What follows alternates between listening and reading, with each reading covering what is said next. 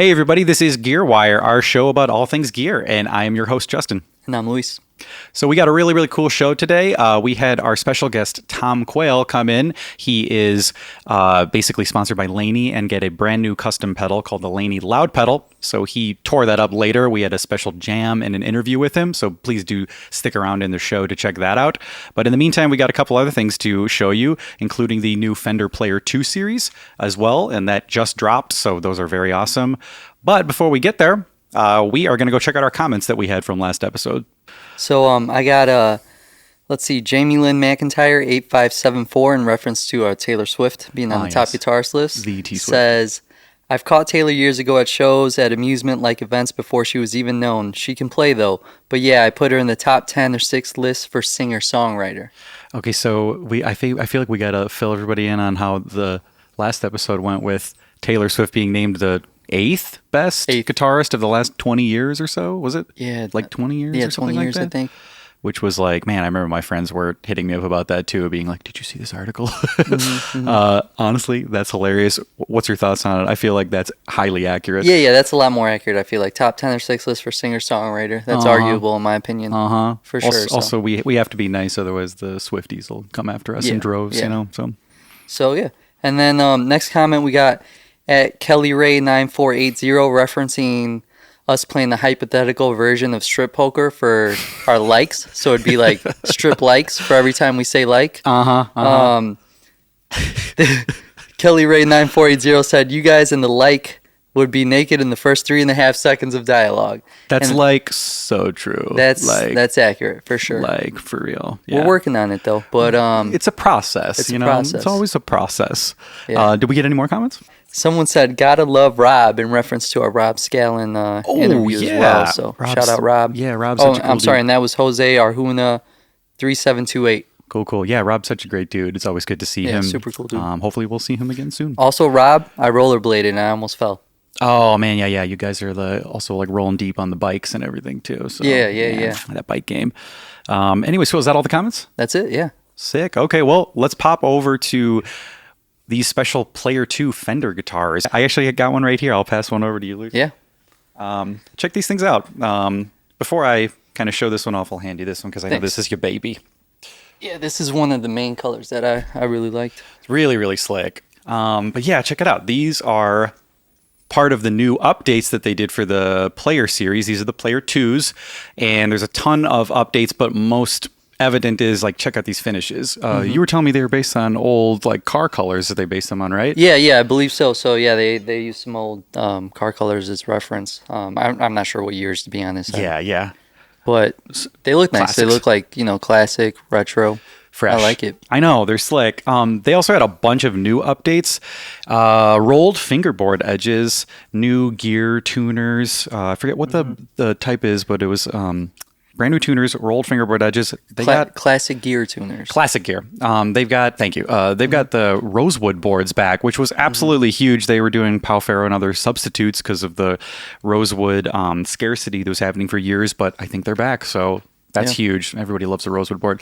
There's also different aged hardware, new bridges too. So they updated a ton of stuff on it. Yes. So absolutely do check them out. They just dropped not long ago. So those are brand new. But very, very sick. Obviously, we got these two, and also let me pull up this bass. Oh, yeah, the bass. Hold that? Yeah. We got the bass. You gotta play it up. Yeah. My mic's all in the way, but you gotta play this thing up here. You gotta play it up there.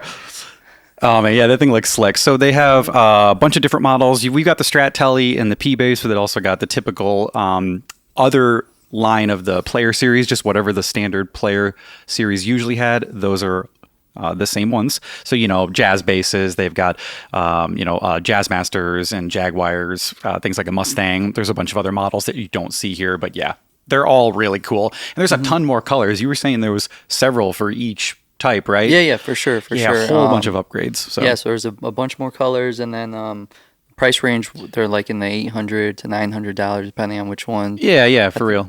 Around there. Yeah. But what do you think of them overall? I think that they're sick. I was actually really happy that they did some of those updates. Offering like an even more like premium thing right here is pretty sick. And I really do want to plug them in and fire them up. Yeah. But I'll have to do that later. Yeah. But anyways, guys, these feel great. I like the rolled fingerboard edges. So I like all three colors we got here. Yeah.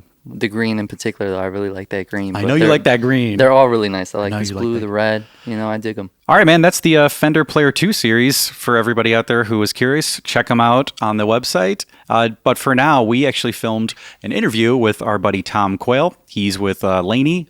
For his new pedal, the Laney LoudPedal. It was very sick. So we did an interview, and me and him got to jam last time. So please stick around so we can go check that out. The new Fender Player 2 series is available at zZounds. Building on the incredible success of the Player series, the Fender Player 2 series features unique vintage colors, aged plastic parts, and newly voiced player pickups. These guitars deliver classic Fender tone at friendly price points for novice and veteran players alike. Grab one today at zZounds. Tom, thanks for coming here with us. Thank you very much for having me. Absolutely. It's great to be back in Chicago. Absolutely. Yeah, so you traveled quite a ways to get to us here. I did indeed. Yeah, all the way from Leeds in the UK, although via Newark and, Newark, from New Jersey, I should say, yes, and New York. Okay. So we have a kind of a couple products here that you're playing for us, right? Before we dive into that, I figured we just kind of let everybody out there get to know you a little bit, see what your background is. Cool. And Luis, I'm sure you have a million questions for him too. Yeah, I mean, first off, how did you get started in music? Where'd that come about? I come from a musical family, so my dad is a phenomenal guitar player, a fingerstyle guitar player, and so guitar was always a big thing in my family. Everyone plays guitar, and my parents ran folk clubs when I was a kid. And it was something I really didn't like when I was a kid because, you get dragged along to this kind of folk club every night and they're playing penny whistles and singing songs about fair maidens and all this kind of stuff. It wasn't my bag, let's put it that way. But it was a really good musical education. And my dad had a fantastic vinyl collection, both my parents did, and music was, as I say, played all the time. So when I was about 15, I got my first guitar. And started to take it quite seriously. Got an Ibanez RG470 a little bit later, and then took it really seriously and was doing the old cliche practicing 6-7 hours a day, annoying everybody. And that was the start, basically. That was about 1995, and it's been a journey ever since. Sure. So you started when you were 15, you said. Okay, yeah. So like a little later than most people do, right? Yeah, a little later. Yeah, I mean. I guess I had interest in other areas and I didn't want to do what my parents were doing. And then suddenly the pull of guitar just drew me in. The gravity was too strong and I just had to play. So yeah, eventually it got me. Absolutely. So what did you start learning then when you first started? Yeah, I was into a lot of the kind of power chord punk bands. So there's one in particular that always stuck in mind was the band the Wildhearts that were like a Newcastle based in the UK. Literally a power chord punk band. So they would just write riffs and the riffs were killer and I wanted to learn the riffs and they were fairly easy to play. So I did that and then graduated, I don't know if that's the right word, into Iron Maiden and Metallica. The usual stuff. And then from there into Dream Theater, Steve Vai, Joe Satriani, and became the archetypal shredder.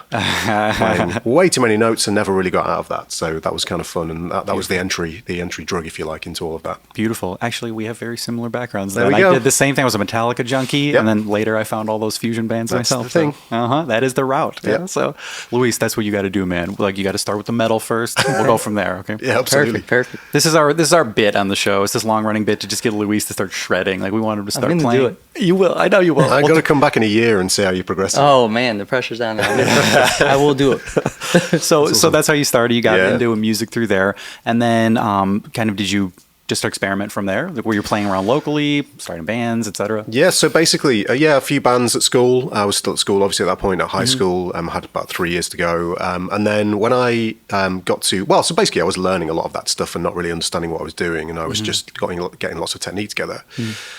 After 3 years, so 1998, I was 18 and I wanted to go to university, do an undergraduate degree, and I had a place on a biology degree, and it just didn't sit right. Okay. We have A-levels in the UK, which is basically your pre-undergraduate at school, high school kind of education, and I did biology, chemistry, and physics. So I was fully into the science thing. My dad's a veterinary surgeon, and that was always a big, the science was a big thing in my house. But it didn't sit right because I'd been working on guitar for such a long time, and music was such a big part of my, who I was at that point and still am. I took another year out and did a huge amount of. I'd never had a guitar lesson in my life, maybe one or two here and there, and I taught myself. And then I had a year of lessons with a guy from my hometown who was amazing. And he taught me a lot of the kind of, a decent chunk of jazz harmony, decent chunk of fretboard knowledge, and what we call the grade 8 theory, which is all your classical theory to do with Bach chorales and writing SATB and all of this kind of classical theory that you needed to do the jazz degree. And so I did that for a year and then went and did a jazz degree at Leeds College of Music in my hometown, which is a conservatoire, as they say over there. Okay. And that was great. And yeah, that's where the education side came in, because prior to that, as I say, I'd just been self-taught. Mm-hmm. Okay. Yeah. Gotcha. Again, man, it's so weird. We have very similar paths. I also went to school for biochemistry. I am not lying, at Loyola University, and then dropped out because I was already getting gigs and was I don't want to do this. I'd rather play music. How funny that is. Yeah, so we got Metallica and biology and chemistry. Yep. So what's your relationship with Laney? Because I know that you have some new stuff that came out with Laney recently, right? So Laney, obviously based in the UK, in Birmingham. They're about 2.5 hours away from me in the car. I used to be playing, when I first started doing all of this kind of clinic masterclass circuit, I was playing some very, very expensive hand-wired amps from North Carolina. Okay. Some of the guys might be able to guess if they know, that area. And they were like $4,000 for the head, $2,000 for the cab, all hand-wired. Sounded great, really amazing, but you couldn't get them anywhere. Okay. I had mine in the studio at home. If I traveled, I wasn't getting one of these amps. I was getting a Fender Twin or a Deluxe, which is fine, but then the pedals always sound different. You never know what you're going to get. You never know the quality of the amp, what year it's going to be.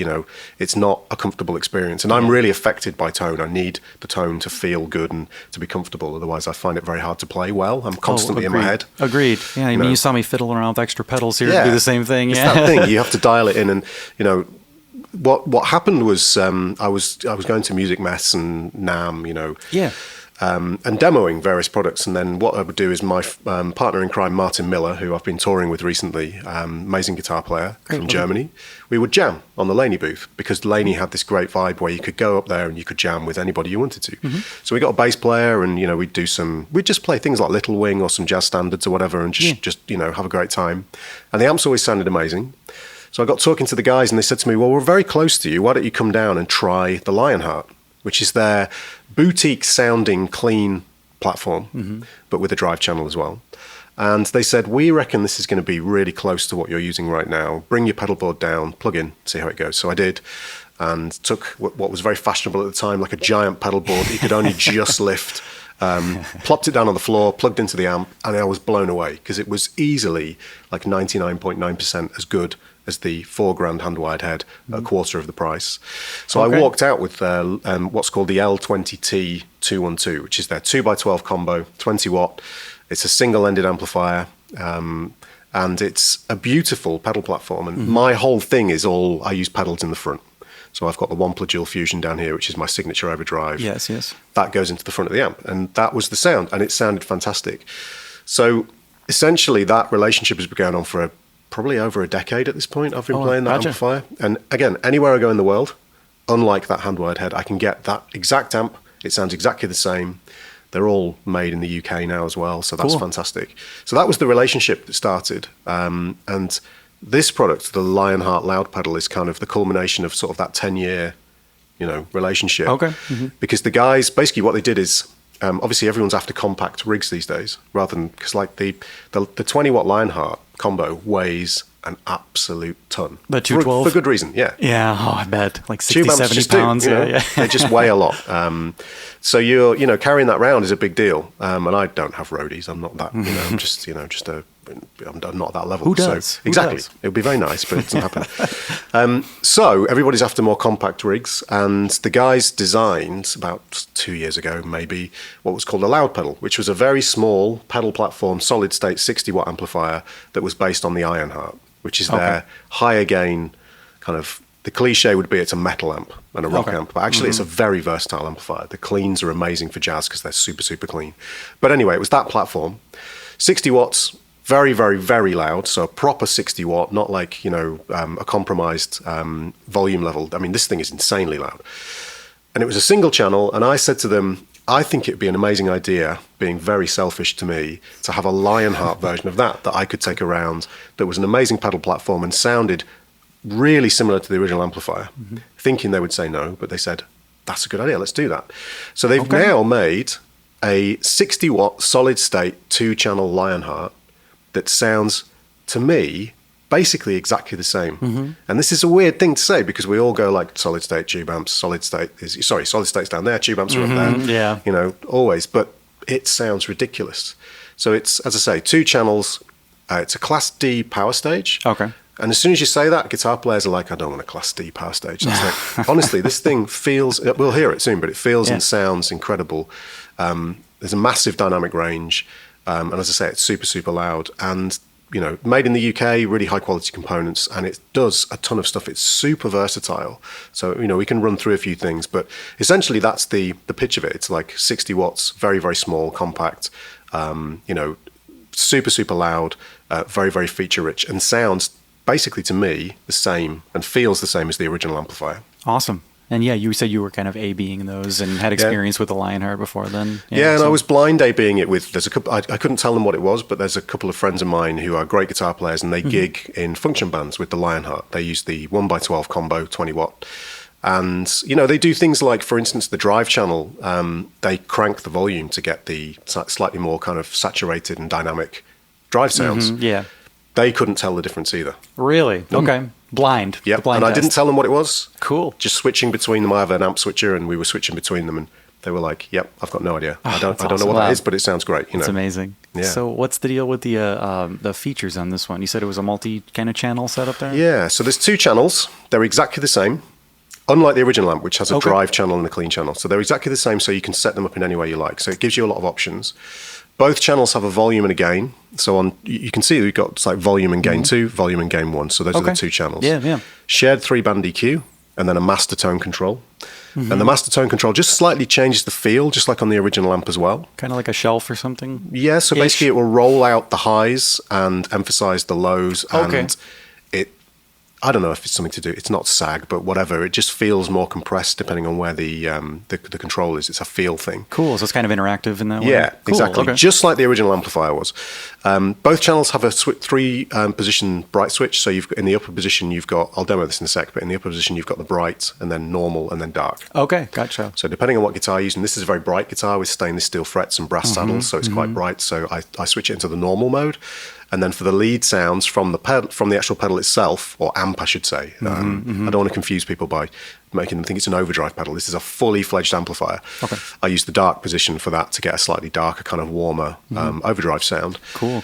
Love that. I like that they have a dark option too. Yeah. Usually you don't see that. It's just a bright or a normal. Yeah, so exactly. There's a 3-way switch, which gives you slightly more, again, versatility. So you could, for example, set up channel 1 as a very, very clean sound. So if I go over to... I'm currently on channel 2. I'll switch over to channel 1, drop the gain down, bring the volume up. Sorry, I need to be in front of the mic. You're good. The gain is set relatively low, the volume is set relatively low, and it's very quiet at the moment. Take out the dual fusion. So these are like super clean, but very, very dynamic. If I just bring this up a little bit. Right, let's go to the bright switch engage. So this is going to be very bright, so that's spanky.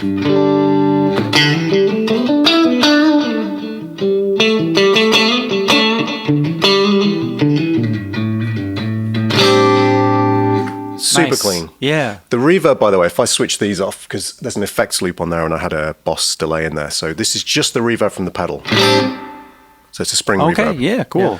So you've got that kind of sound. If you want the... Oh, that's that one done. Copyright strike immediately. We're shut down. Yeah, that's it.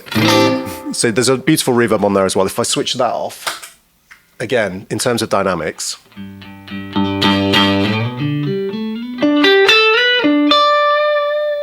Great sustain. Yeah, absolutely. And yes, still clean. The compressor is on, but the compressor's not doing a great deal. If I turn that off.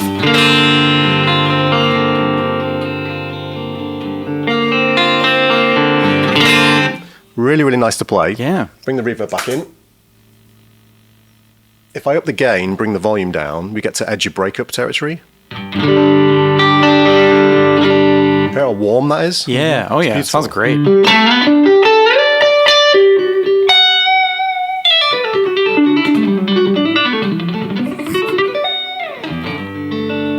Super easy to play, just like a tube amp would be, basically.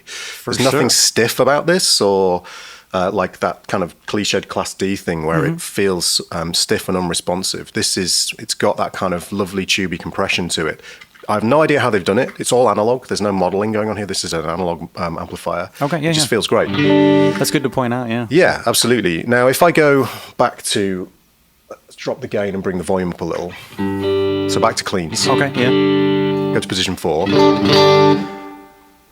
I drop the switch down. There's our normal. It's not like super. It's kind of subtle, but you've got a more sort of less highs in there, less bright. And then the dark. Oh yeah, that makes a difference. So that's kind of cool. And then that as a pedal platform is amazing. So if I go to the middle position again and bring the dual fusion and the Ego 76 Wampler in, again dynamically.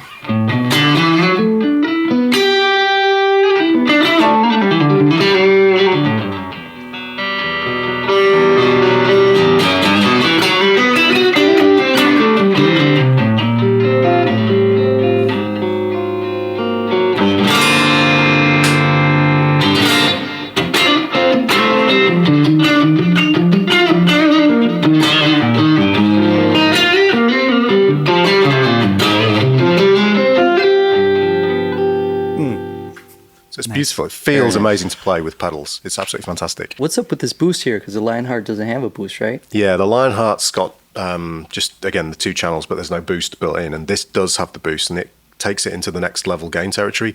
So this is a plus, I think it's plus 30 dB. So that's a pretty big boost. Oh, that's huge. Yeah. Yeah, and it's pre-gain. So if I run, let's say I take channel 1 again here, and let's say I bring the volume down, the gain up, and the boost at 7. Again, this gets super, super loud. Switch to the dark mode. So at the moment, we've got, make sure I'm on the right channel, yes I am. No boost. Sort of classic rock territory.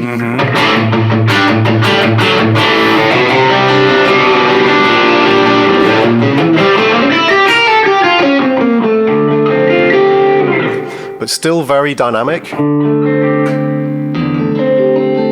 Well, that cleans up. Yeah, that rolls up nice.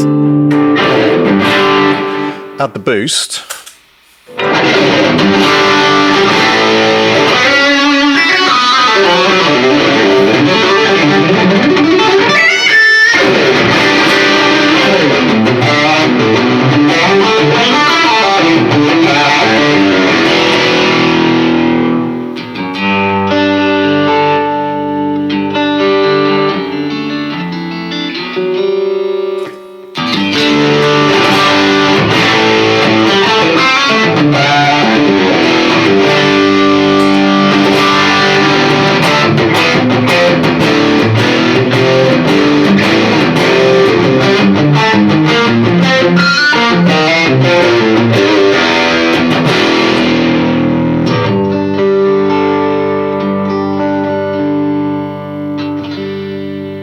Crazy how well it cleans up. Yeah, that's awesome. Yeah, really, really cool. That is a nice boost too. Is that switchable on there? Yep. Sweet. Here's the thing as well. I should mention that's everything that I've shown you so far. The channels, the channel switching, the reverb, and the boost is all switchable via MIDI as well. Oh, cool. Okay. So it's not a scenario if you have a MIDI switcher like this down here. You don't have to switch these things individually. So let's say you're going to channel 2 here. You'd have to do the channel switch and then the boost to go back to a clean tone. If I hit this one switch here, you'll see the boost turn off and it'll go to channel 2. Oh, cool. And the H9 changes and switches on. Cool. Sweet, okay. So now I've got this kind of crazy, beautiful, cavernous reverb. Yeah.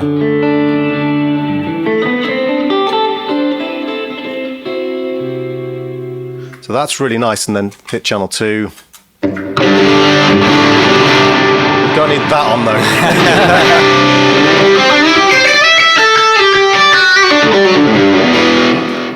Back to. Awesome. That's super cool. Yeah. And really, there's a couple of other things to just mention quickly. There's an effects loop on there, so I'm running the H9 flashback and the Boss delay in the effects loop. It's a very clean effects loop, transparent effects loop.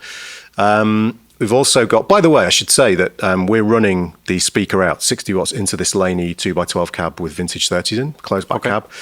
Is that the Sennheiser that we're miking that up with? Yes. 906. Perfect. And then We're also running out the DI on the back, which is this XLR cable on the back here, and that has 2 switchable IRs in, which I created those IRs from my original Lionheart 2x12. Oh, cool. Okay. So you can switch between, like it's the 2x12 with a Royer 121 and an SM57, and then there's a 1x12 equivalent with a Royer 121 and SM57. And you can load your own IRs in there, and the IRs can actually be EQ'd independently. So there's 2 8-band parametric EQs in there. I think it's 8-band, and you can totally EQ those separately, which is a feature I've never seen before. That's very cool. Just using the app that you plug in via USB-C, and also it functions as an audio interface. So a one-way audio interface, just to point out, so you can record direct out of the of this using USB, either a dry signal or the wet signal, if you like, so the signal from the pedal. And headphone socket, auxiliary socket in as well, so you can listen to yourself. And the headphones sound great. I mean, I don't know if we can just quickly sort of go between the mic and the DIs. I'll just play a little bit, and maybe you guys can switch between them. You can hear how they sound. Sure. Let me just set something up here. What have we got? Let's turn this off. Put the dual fusion on, compression on. So yeah, I'll play. You guys can switch between them, and then you guys can maybe label this on screen or whatever. Okay, sure.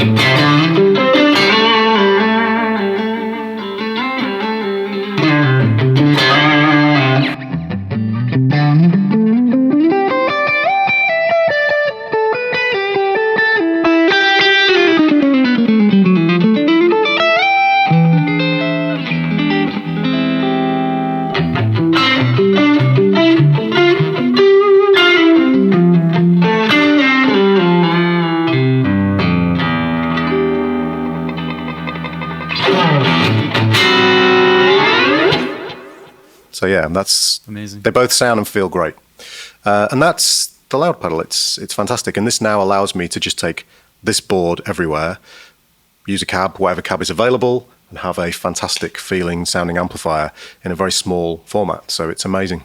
Love it. Yeah, So that's cool. super versatile. Yeah, I'm really happy to hear this because this is just awesome. And obviously, you're doing it exactly justice. Thank you. Because it's your pedal. I'm sorry, your amp. I fell prey to that. I said it was a pedal. It's an amp. No. Yeah, exactly. It's just great. So, honestly, is there anything else you wanted to cover about it?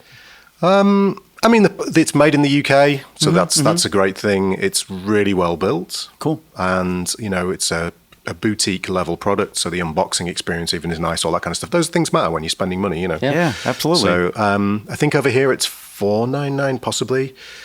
You guys would know that better than me, and obviously the guys can check out on the website, how much it is, but it's very good value for what it provides, considering it's made in the UK. So it looks cool as hell. It does. It looks really super slick. Cool. I don't know if the cameras are going to do it justice, but it looks awesome. So yeah, it does. You want to fire it up? I feel like we can get a jam going here, and we'll play it. The Arturia Mini Freak Stellar is available at zZounds. The Arturia Mini Freak Stellar is a special edition of the polyphonic hybrid synthesizer, featuring an all-black keyboard and playful graphics. The Stellar has the same dual digital sound engines, gnarly analog filters, advanced modulation, sequencing, and stereo effects as the original Mini Freak, but with a dark intergalactic edge that will take your sound into deep space and beyond. Grab one today at zZounds. All right, Tom, so you got the amp in a box here. Let's hear it in action. I figured we could both do a little jam. Sounds good. Yeah, and Tom, what's the signal chain that we're going to be listening to here? Sure, okay. On this jam, I'm going to be on the right, I guess, the right-hand side. And in terms of the signal chain, I'm using my TQM2 from Ibanez. This is brand new, very similar to the TQM1, but an updated version. So flame maple top, with scrape binding, alder body, roasted maple neck with a rosewood fretboard, stainless steel frets, brass saddles this time, so it's a little bit brighter. And the big thing is that the pickups have changed. These are custom Ibanez TQM pickups, so these are new. They've got much more dynamic range, much lower output. That's going into a one-plot Ego 76 compressor with channel 1 of the dual fusion, going into the Lionheart LoudPedal set clean, so it's pedal platform. A little bit of delay from the Boss SDE 3000, and I guess you're hearing a blend of the mic and the DI. Cool, so we can get both of those. Very cool. What about you, Justin? For reference, I'll be on the left side of the mix there, and I'm playing a Music Man Cutlass guitar. I have a Soldano, the SLO overdrive pedal into a Walrus Audio fundamental reverb, and that is going into the front end of a orange OR30. It's just the head with a 212 cab. And that's about it. So also keeping this one a little bit on the cleaner side and just letting the Soldano do a little bit of the work for the dirt. That's about it. Really curious to hear this, though. I mean, this thing sounds awesome. So, it does. Yeah. All right, okay. Want to start us out? Sure.